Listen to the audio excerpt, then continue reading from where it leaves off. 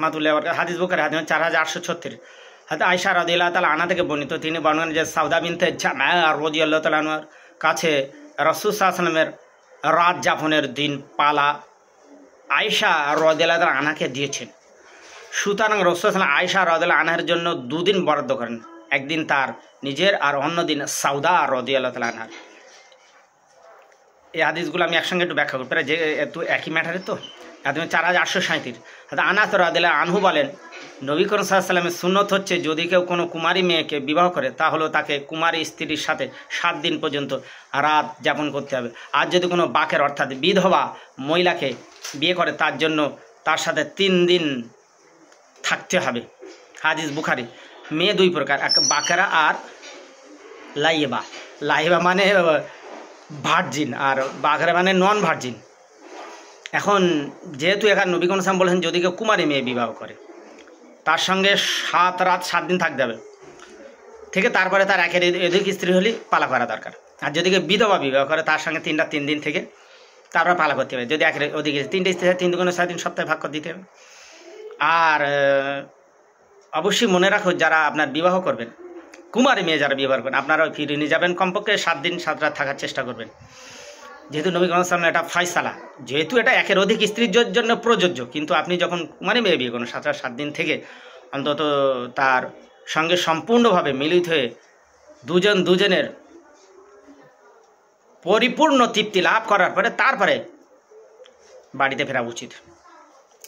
এদি 4838 আনাস রাদিয়াল্লাহু বলেন, নবী করিম সাল্লাল্লাহু আলাইহি ওয়াসাল্লাম এর সুন্নত হচ্ছে যদি কেউ বাকেরা বিধবা স্ত্রী অবস্থায় কুমারী বিবাহ করে তবে সে যেন 7 দিন আর কুমারী স্ত্রীর সাথে কাটায়, এরপরে পালা অনুসারে রাত্রি যাপন করে। পূর্বে হাদিসের সমরূপ, এটা একসঙ্গে ব্যাখ্যায় পরে বলে দেবো একসঙ্গে। আর কেউ যদি বাকেরা বিধবা বিবাহ করেন, ঘরে পূর্বে থেকে কুমারী স্ত্রী থাকে, তবে সে যেন বাকেরা বিধবা স্ত্রীর সাথে 3 রাত কাটায়, তারপর পালা অনুসারে রাত্রি যাপন করে। আর কিবালা বলেন যে আনাস রাদিয়াল্লাহু হাদিস রাসূল সাল্লাল্লাহু আলাইহি ওয়াসাল্লাম পর্যন্ত পৌঁছেছেন। এদের নাম 4839। হযরত কাতাদা রাহমাতুল্লাহ বলেন, হযরত আনাস ইবনে মালিক রাদিয়াল্লাহু বর্ণনা করেছেন নবী করিম সাল্লাল্লাহু আলাইহি ওয়াসাল্লাম একই রাতে তার সকল স্ত্রীর সাথে মিলিত হতেন, তারপর একবার গোসল করতেন, সে সময় তার 9 জন স্ত্রী ছিল। হাদিস বুখারী। এখানে আপনারা দেখতে পাচ্ছেন যে যদি কেউ কুমারী স্ত্রী বিবাহ করেন, ওসমান বলেন 7 দিন তার সঙ্গে থেকে যৌন মিলন করে তারপরে পালা করা উচিত। আর যদি কেউ বিধবা স্ত্রী বিবাহ করে 3 দিন থেকে যৌন মিলন করে তারপরে পালা করা উচিত। 3টে স্ত্রী থাকে 3 দুগুণে 6 দিন।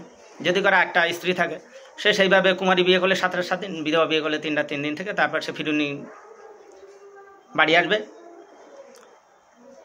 আর এখানে তারপরে হাদিসে বলছে যে নবী সাল্লাল্লাহু আলাইহি ওয়াসাল্লামের সুন্নত ছিল যে নবী সাল্লাল্লাহু একই রাত্রে 9 জন স্ত্রী ছিলেন সেই সময়, কিন্তু তিনি সবার সঙ্গে মিলিত হয়ে শেষে গোসল করতেন। এবং বুখারীর হাদিস আমি পরবর্তীতে নেক্সটে দেবো, নবী সাল্লাল্লাহু আলাইহি ওয়াসাল্লাম শেষে গোসল করতেন। এবং কোন হাদিসে এসে নবী সাল্লাল্লাহু আলাইহি ওয়াসাল্লাম একটা স্ত্রীর সঙ্গে মিলন করার পরে আরেকটা স্ত্রীর কাছে মিলন করতে যাওয়ার পূর্বে তিনি গোসল করে নিতেন। এবং এখানে সায়েন্টিফিক ওয়ে রয়েছে যে বিজ্ঞান বলছে নতুন করে যদি গোসল করে নিয়ে আবার আরেক স্ত্রীর সঙ্গে মিলন করতে যাওয়া যায়, নূতন উদ্যমে আবার সেখানে পরিপূর্ণ যৌন তৃপ্তি নিয়ে ঝাঁপিয়ে পড়া যায়। এটাও হাদিসে এসেছে, পরবর্তী হাদিসে আমি দেবো। এরকম সায়েন্টিফিক রয়েছে। অবশ্য যাদের বেশি স্ত্রী তারা এটা ফলো করবে। এবং যাদের দেখুন শীঘ্র পতন যাদের হয়, বিশেষ করে অনেকের আপনার পুরুষরা তাদের নারীদের তৃপ্তি দিতে পারেন, তাদের জন্য একটা টিপস রয়েছে। আপনারা স্বামী স্ত্রী মেলামেশার পূর্বে অবশ্যই পুরুষেরা অজু করে নেবেন। অজু করে নিয়ে হবে শরীরের প্রত্যেকটা স্নায়ুর উপরে, তাদের কলাকোষের উপর থেকে বাইরে পানি প্রবেশ করা, নূতন একটা উদ্দীপনা তৈরি হবে এবং উভয়ে মিসওয়াক করে নেবেন। উভয়ে নবী সাল্লাল্লাহু বলেন তোমরা স্বামী স্ত্রীর মেলামেশার পূর্বে দুধ পাঠাও। সাধারণ হুজুর দুধ? তো বলেন হ্যাঁ, দুধ মানে কিস করা, বেশি কিস করুন, গালে মুখে ইত্যাদি যেসব যে স্পর্শকাতর জায়গা বেশি কিস করবেন। কিস করে তারপর বেচা কেনা শুরু করবেন, নইলে আপনার বেচা কেনার আগে দোকান বন্ধ হয়ে যাবে, ঝাঁপ পড়ে যাবে। তাতে কী হবে, স্বামী স্ত্রী বিচ্ছেদের সম্ভাবনা, পরকীয়ার সম্ভাবনা থাকে। 2 তলা 3 তলা 10 তলা বাড়ির বউরা নিচেই ট্যাক্সিওয়ালার সঙ্গে নেমে আসে, কারণ এরকম সমস্যার জন্য অনেক সময় হয়ে থাকে, আবার অনেক রক্তের দোষে হয়ে থাকে। তো যাই, তবে এটা ফলো করা উচিত।